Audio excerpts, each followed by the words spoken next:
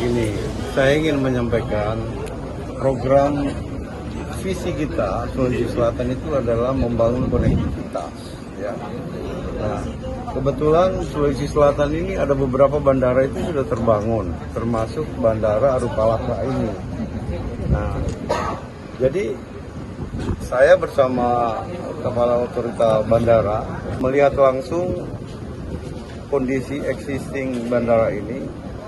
Ini sebenarnya tinggal dipoles sedikit. Ya, yang pertama adalah akses jalan masuk. Akses jalan masuk kita sudah ambil alih. Pemerintah provinsi akan menyelesaikan. Ya. Terus yang kedua nanti saya akan bicara dengan Menhub supaya perpanjangan runway ini dilakukan oleh Kementerian Perhubungan.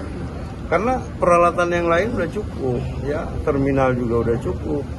Apalagi Bone ini adalah salah satu penduduk terbesar setelah Makassar, ya.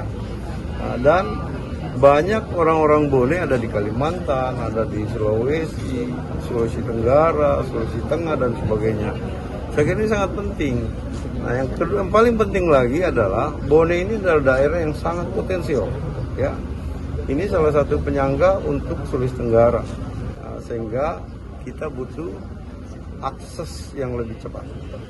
Nah, Bone ini potensinya luar biasa, luas wilayah yang begitu besar, tapi itu akses ke sini. Bayangin kalau dari Makassar bisa 5-6 jam ke sini, ya. Nah, kalau kita buka bandara ini, kita fungsikan bandara yang lebih cepat, akses dari Makassar ke Bone tinggal 25 menit. Apa yang akan terjadi? Pasti para investor juga mulai melirik ke sini karena aksesnya bisa ditempuh dengan cepat.